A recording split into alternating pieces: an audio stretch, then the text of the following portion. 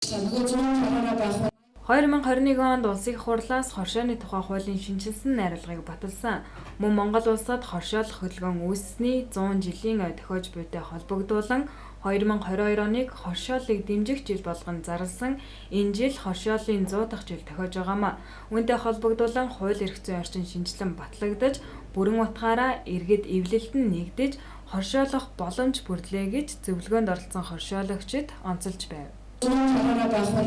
Аймгийн даргын 2021-с 2025 оны үйл ажиллагааны хөтөлбөр дотор бас жижиг дунд үйлдвэрлэлийг дэмжих эвлэлтэнд нийлсэн иргэдийг дэмжих чиглэлээр заалт орсон байдаг. За үүний дагуу Орхон аймгийн Жаргалан цомд өнөөдөр Орхон аймгийн Баян өндөр Жаргалан цомд хоршооны үйл ажиллагаа явуулдаг нийтдээ 70 гаруй бүлэг хоршооны хүмүүсийг авчирч сургалтыг зохион байгуулж байна. За энэ сургалт бол мэдээж хоршоол эрхлэж байгаа хүмүүст бол тодорхой хэмжээний мэдлэг олгосон мэдээлэл өгсөн сургалт болно гэж итгэж байгаа. За сургалтыг бол Орхон аймгийн хоршоолагчтай холбооны чулуун цаг даргатай хамт олон бол аймгийн засаг дарга санал хүсэлт тавьж аймгийн засаг дарга өөрийн нөөц хөрөнгөнөөс бас тодорхой хэмжээний хөрөнгийн шийдэж ингээд энэ сургалтыг зохион байгуулагдаж байгаа.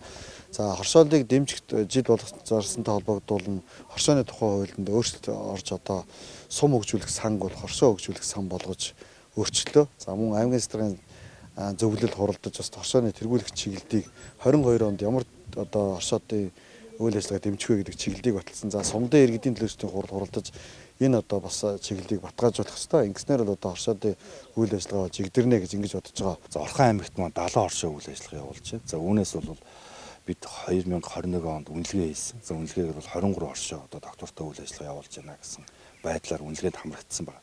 За нийт хоршооны маань бол нэг 17 орчим хувийн л үйл ажиллагаанд доктортой акцтай байна гэсэн дүн гарсан. За бусд нь бол бас үйл ажиллагааг сайжруулах шаардлагатай гэсэн ийм үнэлгээний дүн гарсан байна. За энэ хүрээнд бол бид нараас тодорхой ажлуудыг бол үндэсний аж ахуйн газраас за аймаг орон нутгаас зохион байгуулахаар төлөвлөж байна. За сум хөгжүүлэх сангийн зээл маань хоршоо хөгжүүлэх сангийн зээл болсонтой холбоотойгоор тодорхой нөхцлүүд бол өөрчлөгдсөн байна. За нэгдүгээрт нь бол энэ сум хоршоо хөгжүүлэх сангаас хоршоо зээл авч болно. За мөн жижиг дунд үйлдвэрлэлийн тухай хуулийн 6-гийн 1-ийн заалтыг хангасан жижиг дунд үйлдвэрлэгч бас зээл авч болохоор ингэж журамлагдсан байна. Улс орнуудын хөгжлийн түүхэнд ажилгүйдэл ядуурлыг бууруулахад ард түмэн иргэд ажиллах хүч хөрөнгийн их үүсвэрийг өөрсдөө бүрдүүлэн ажлын байр бий болгож нийгмийн баялагийг бүтээхэд хоршооны байгууллага онцгой чухал үүрэг гүйцэтгэж ирсэн. Одоо ч мөн энэ уламжлалаа алдааг байгаа юм.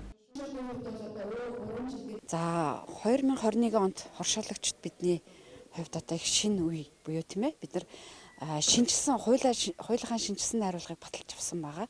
Тэгээ энэ хуулиа баталснаас хойш бид нар бол хуулиа сурталчлах тийм ээ хууль дагалдаж гарсан хууль тогтоомж журам заавруудыг сурталчлах чиглэлээр бол нэлээд ажиллаж байна. За тэгээ энэ хууль батлагдсантай холбогдуулаад улсын хурлын 40-р тогтоол гэж гарсан. Энэ тогтоолоор 22 оныг хоршооны хөгжлийг дэмжих жил болгоод зарлчихсан. Сая улсын хурлын 81-р тогтоолоор ингээд зарласан. За энэ ингээд тогтоол батлагдангууд орон нутагт маань хоршоод руугаа анхаарч эхэлж байгаа байхгүй юу? Тэгэхээр ингээд зөвлөгөөнүүдэд зохион байгуулад сумын удирдлагууд, орон нутгийн удирдлагууд хоршоолагчтайгаа хамт суугаад бид нар хамтраад хоршоогоо хөгжүүлэх ёстой юм байна. Ерөөсөө орон нутгийн маань хөгжлийн гол тулгуур нь хоршоо юм байна гэдгийг дээр бид ингээд санал нэгтгэсэн учраас ингээд энэ дэмжих жилийг зарлсныг бид нар үр ашигтайгаар өнгөрүүлэх тийм ээ.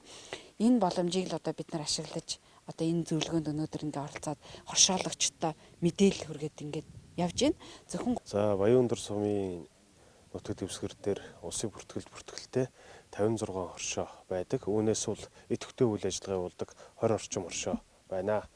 Хоршоо бол олон талт хэлбэрээр үйл ажиллагаа явуулдаг. Тээвэр, авт зам, хөдөө аж ахуй, мал аж ахуй гэдэг олон чиглэлд байдаг. Ерөн сүүлийн 2000 оноос хойш Баян өндөр сумын нутаг дэвсгэр дээр бол анхны хоршооны суурь тавигдсан.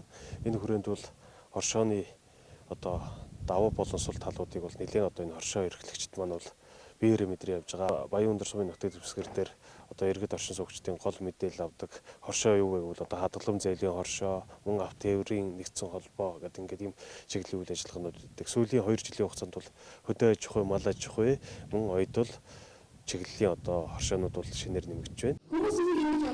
Өнөөдрийн байдлаар Монгол улсад 4700 гаруй хоршоо бүртгэлтэй байдгийн 86% нь анхын шатны 13.5% нь хадгаламж зээлийн чиглэлээр үйл ажиллагаагаа явуулж байна.